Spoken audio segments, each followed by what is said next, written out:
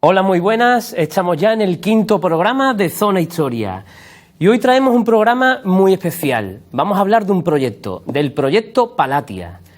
Un proyecto que engloba, yo creo, de los más grandes, engloba la historia de las casas palacios de Cádiz. Si están preparados, comenzamos.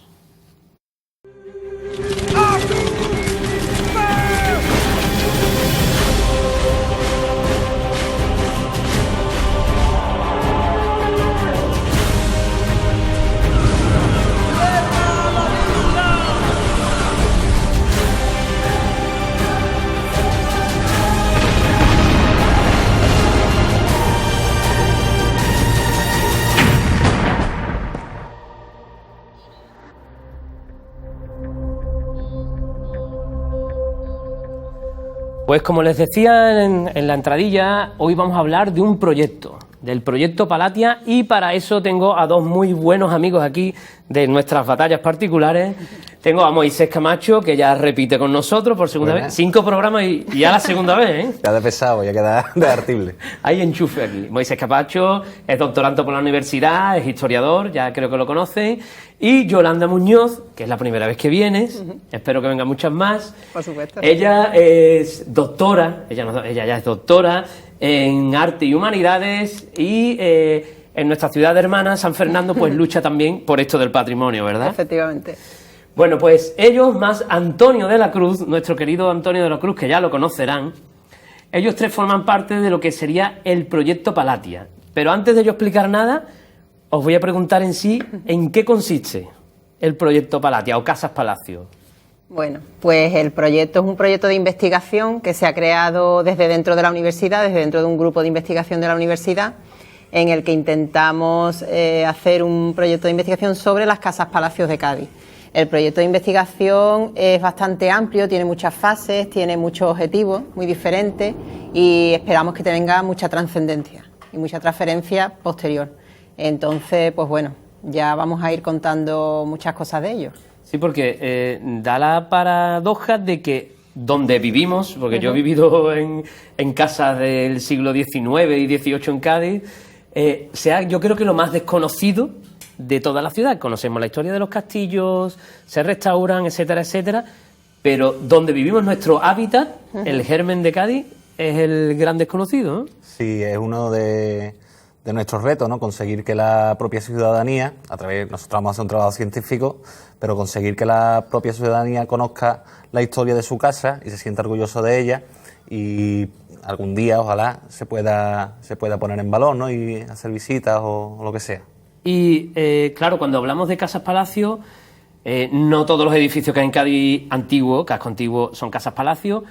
Hablamos de cuántas más o menos. Más o menos. Según el PGO, han salido catalogadas en el PGO 60, pero bueno, habría que redefinir qué es una casa palacio y qué no. Y por supuesto hay unas cuantas que no hemos encontrado en el PGO y nos llama la atención. Está Casa Lasqueti, por ejemplo, que no está dentro del PGO como casa palacio, o la casa del pirata, ¿no? De Beato Diego 8, o la casa de Pasquín, ¿no? Que tampoco es una casa palacio. O sea, que hablamos de 60 y tantas, casi 70. O más. Yo creo que más. Y estamos hablando en comparación con otras ciudades, porque en otras ciudades pues no es que encontremos casas palacio, encontramos palacetes, etcétera. Pero sé que es odioso comparar, pero a mí me encanta. Estamos hablando de un número incluso desorbitado, ¿no? Porque... Sí, yo es que, por ejemplo, yo siempre lo digo, además, yo creo que para encontrar una ciudad que tenga lo que tiene Cádiz habría que irse a Venecia.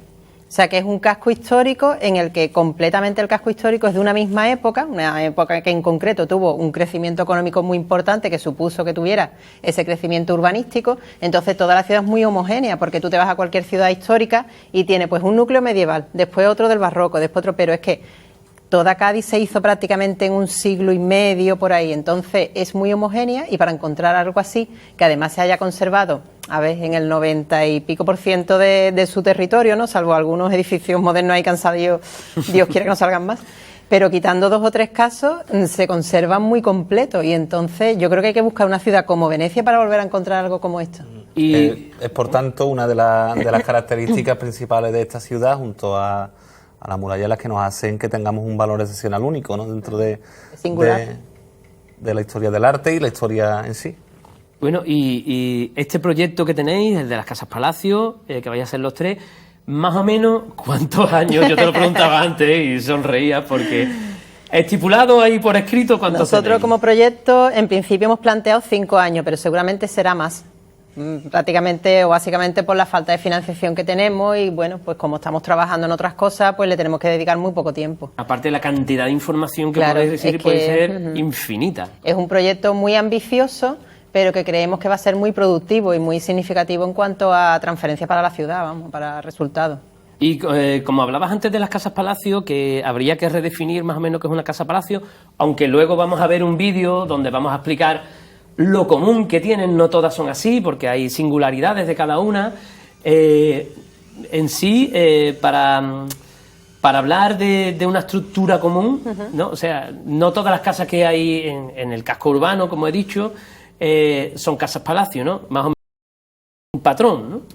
Bueno, nosotros comenzamos, nuestra idea era, vamos a empezar por las que están catalogadas como casas palacio, porque además son, en un momento dado, las que tienen mayor reclamo por la estética, porque son así como más llamativas, ¿no? Y tal, y más singulares, se pueden enseñar más y tal. Pero, por supuesto, la investigación que nosotros hagamos nos gustaría extenderla en un futuro. Esperemos que esto sea un trabajo de investigación para toda nuestra vida, porque es que se lo merece el resto del núcleo urbano de Cádiz, o sea, el resto de las casas.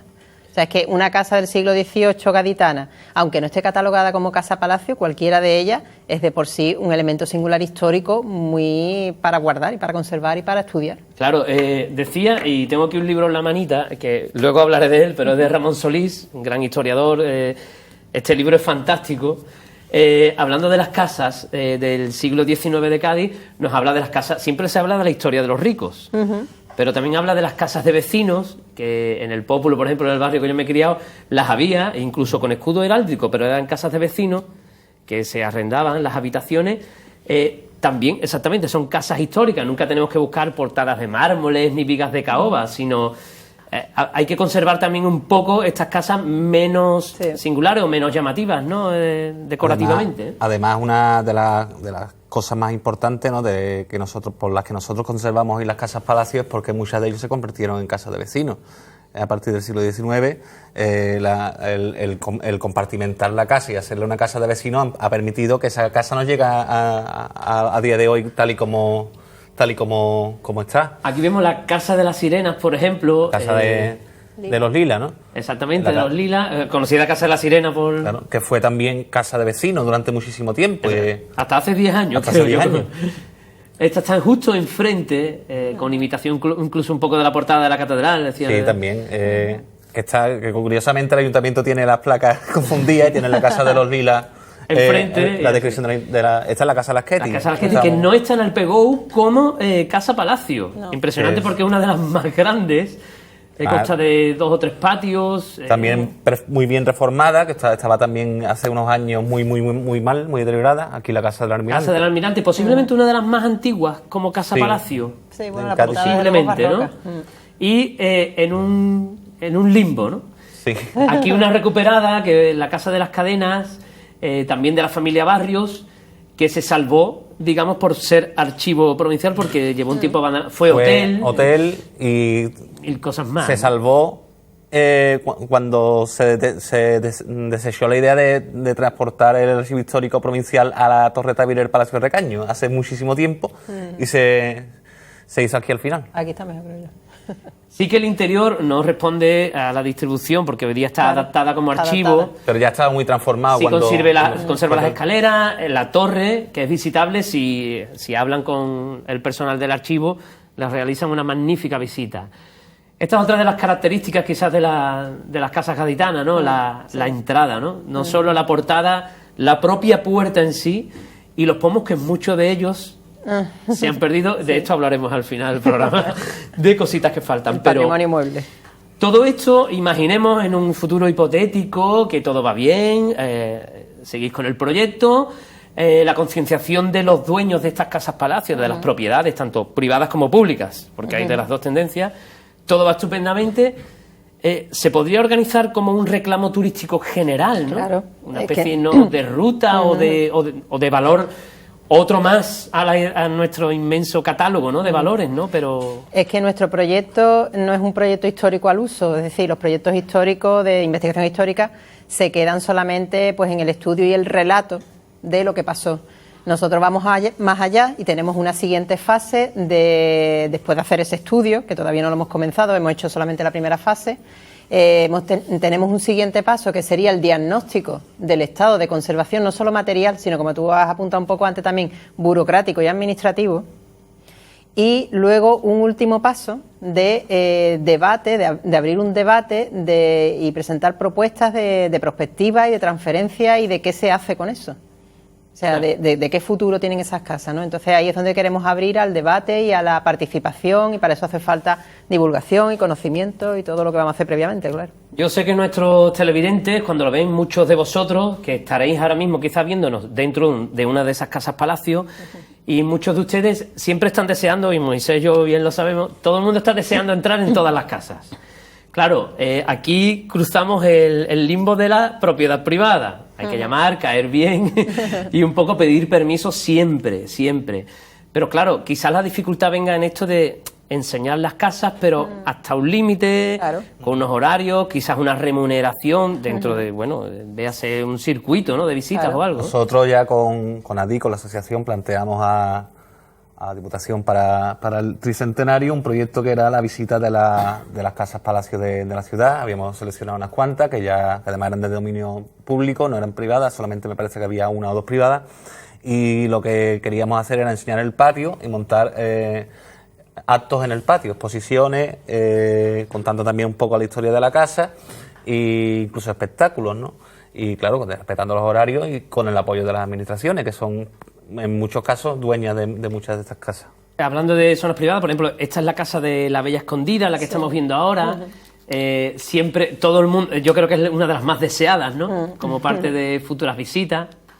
Esta sí, tenemos la casa Pemán, la casa de los Mora. De los Mora. Que es la única visitable. Sí, tiene un acuerdo con la Junta de Andalucía y tienen que se visitan los miércoles por la mañana, que lo sepan los televidentes, que si mandas un correo a casapalaciodemora@gmail.com puedes reservar una visita a la Casa Palacio de los Mora. Sanos Infirmorum, bueno, tenemos todo el contexto de la calle Ancha, donde vemos que hay nuevos establecimientos hosteleros que, claro, no se pueden visitar porque, digamos, residen las personas que se alojan en ellos, pero quizás sea una manera incluso de restaurar, ¿no?, de reaprovechar estas casas, no solo como vivienda, por supuesto, no tenemos el problema también de la gentrificación, pero quizás sea una manera de nuevo sacar a la luz estas fachadas, ¿no? Sin duda, el turismo y la hostelería son fundamentales, una de las salidas principales que están teniendo por ahora, y está bien siempre y cuando pues se actúe en ellas haciendo unas restauraciones muy conservadoras y muy respetuosas con respecto a los originales, y además que eso en sí, el hecho de que la casa se use, es lo que permite su mantenimiento. En el momento que una casa se queda abandonada y cerrada, la ruina es potencial, vamos, o sea, Bueno, pues hablando de casas, ahora vamos a ver un pequeño vídeo, porque vamos a pasar a más o menos describir qué es una casa palacio. Pues, compañeros, cuando podáis. Desde que el esplendor comercial llega a la ciudad y el suelo se encarece, los arquitectos tienen que dar solución a lo que demandan los comerciantes. Un edificio que agrupe oficina, almacén y vivienda, con una singular distribución formando un todo. Nos encontraremos con edificios con portadas de mármol genovés, que dan paso a una casa-puerta que nos conduce a su vez a un patio columnado. El patio es el corazón de la casa. En su origen, lugar de trabajo de los embaladores, cargadores de los almacenes que se situaban en la planta baja. El primer piso o entreplanta pertenecería a la zona de escritorio u oficina, con ventanas con rejas y una pesada puerta, ya que en ese lugar se guardarían las ganancias comerciales. En su segunda planta, de mayor altura, habitarían los señores del edificio. Es la planta más enriquecida, espaciosa y decorada del edificio. En el tercero residiría la servidumbre, con sala de plancha, lavadero, etc. Por último, la azotea, que cumpliría varias funciones: recoger agua de lluvia para el aljibe subterráneo, servir de tendedero, lugar de recreo y esparcimiento. Además, la coronaría una torre vigía, generalmente de 2 pisos, con una cúpula de media naranja, con sus pequeñas ventanas para apoyar el catalejo. A pesar de que durante siglos estas casas han ido variando su función y vertebración, hoy día podemos disfrutar de estas formando parte de la idiosincrasia de nuestra ciudad y de nuestra manera de vida. Bueno, pues aquí hemos visto más o menos la descripción por parte de lo que sería una casa-palacio. Yo, que siempre me gusta utilizar el diccionario, no lo tengo aquí, me agarro un libro, pero no lo tengo aquí, me fui a buscar de dónde venía la palabra palacio, estas cosas que a mí me pasan en la cabeza. Siempre me voy al origen, ¿no? Y viene de la palabra Palatium, que es una de las 7 colinas de Roma, que era donde tenía pues la residencia el César, ¿no? En este caso incluso César Augusto se planta allí un palacio, una casa en el Palatium, encima de la cueva donde estuvo la loba dando de mamar a Rómulo y Remo, ¿no? Así que estas casas que se establecían allí recibieron el nombre de las casas del Palatium o palacios, ¿no? Pues de allí nos traemos esta idea, al cabo de los siglos nos la vamos a traer a Cádiz, ¿no? Y claro, va a resultar que la casa gaditana, sí que hay evidentemente casas palacios en otros lugares de España, incluso por Europa, Venecia, como bien decía, Génova incluso, de la cual es una de nuestras madres patrias. Pero claro, tenemos que los comerciantes se van a instalar, pero le van a pedir los arquitectos una serie de características en su casa, ¿no? Lo principal de una casa-palacio de Cádiz es que es una casa de habitación y de comercio a la vez. Eso es lo principal. Y por eso tiene esa distribución. Abajo suelen estar las tiendas, junto a la gran portada por donde entraba la mercancía o los coches de caballo. Luego suelen tener una entreplanta, que suele ser un edificio, las oficinas, propiamente dicha. Luego estaría ya la planta principal, que es donde vive el señor, que suele tener un salón de baile, que suele coincidir con la balconada principal que da a la calle. Y luego en el piso superior pues tenemos el servicio. Y por último, la azotea con la torre mirador, que en la azotea también era una zona de ocio, que no solamente era donde estaba la torre mirador para que el vigía mirara para su comercio, ¿no? Para esparcimiento allí para la familia. Exactamente. Y el aljibe, no nos olvidamos. Bueno, por supuesto, indispensable el aljibe, que incluso había unos bichitos dentro, ¿no? Sí. Se solían meter carpas para que lo limpiara más o menos y mantuviera vamos a explicar también lo que es un aljibe, que a lo mejor mucha gente no lo conoce. Se explica. Porque la gente entra en las casas, muchas veces en las casas puertas, y ve esos pozos, el aljibe era una especie como de habitación que había debajo del patio, en lo que sería el sótano, eso que tienen tanto los americanos, el sótano, la bajada del sótano. Pues nosotros tenemos los aljibes, que era una gran habitación, normalmente hecha de piedra ostionera, ¿verdad? Y con el techo abovedado, muchas veces, para sostener todo lo que tenía encima, y a esa habitación vertía todo el agua que caía de lluvia en la azotea, que se canalizaba mediante husillos y bajantes hasta abajo, hasta el patio. O sea, que la azotea hace en el mundo romano, influvium, ¿no? Recoge el agua y el patio. Agua y llega ese agua hasta el aljibe. Ese agua se utilizaba para lavar en las casas, ¿vale? Porque había mucho que lavar, tanto las casas, la ropa, todo. Nunca para beber. La gente para beber se iba a la plaza del pueblo, a la fuente con su cántaro, a buscar el agua que venía desde la sierra, y ese agua sí era limpia y era higiénicamente potable. El agua de los aljibes, como él dice, pues tenía... ¿Qué tenía? Tenía de todo. Tenía de todo. Lo que sí que son muy importantes, porque estamos hablando de una ciudad también que tiene una carestía de agua. De agua dulce. No teníamos... Fuente. Nuestro acueducto ya en romano se había perdido y no teníamos fuente, teníamos el paso de la Jara solamente. Claro. Y si era una... Junto a los pozos de María que se utilizaban, lo que estaban en la calle, para limpiar las calles, era una de las principales fuentes de agua, nunca mejor dicho, ¿no? Que para utilizar dentro de las casas, para saneamiento de personal, para saneamiento de la ropa, como dice Yolanda. Una de las cosas dos de las cosas más características, que bueno, viendo un poco cómo se formaban las casas palacios, investigué un poquito más, y claro, pasamos de una portada normalmente de mármol genovés, que incluso trajo problemas, ¿no? Traer tanto mármol genovés. Sí. Un conflicto, ¿no? El mármol venía de Génova, donde había grandes minas y sobre todo grandes artesanos, El mármol venía ya tallado y en piezas y llegaba aquí en barcos y aquí se montaban las portadas, nada más que había que montarlas. No trabajaban aquí marmolistas, no tallistas de mármol, ¿no? Entonces llegó un momento en que el gremio de los marmolistas de Andalucía, en general de la parte de aquí de Andalucía, se quejó, evidentemente, Claro. porque venía todo. Y entonces hubo normas y hubo ordenanzas en contra de traer el mármol genovés. Pero vamos, llegó tarde, porque prácticamente casi todo Cádiz, todas sus casas tienen las portadas y más elementos decorativos hechos de mármol genovés. La mayoría de portadas grandes, estas que hemos visto antes en los vídeos, tan apoteósicas, son quizás la parte más barroca, ¿no? Del periodo más barroco, ¿no? Sí, lo que pasa es que realmente barrocas, así, que se vean barrocas, la que hemos visto de las columnas salomónicas son las más llamativas, pero es que el barroco gaditano es un barroco Especial. muy especial, no es el barroco sevillano, italiano y tal, es un barroco muy sencillo para lo que se ve en otro sitio, ¿no? Entonces ahí el paso al neoclasicismo fue más... Hablamos de casa puerta. Es una palabra, antes de empezar el programa estuve hablando con ellos cuando los he recibido y claro, busqué porque digo, bueno, casa puerta es típico de Cádiz y mis amigos sevillanos dicen zaguán. Pero buscando en el diccionario, como tanto me gusta, veo que casa puerta también se decía en Sevilla y que el propio Cervantes dice, en una de sus cosas dice... Y pasamos al zaguán, que en Sevilla se llama Casa Puerta. O sea, que ellos han perdido el nombre Sí. y nosotros todavía lo conservamos. No hay que explicar qué significa, porque digamos, es el hall de entrada, ¿no?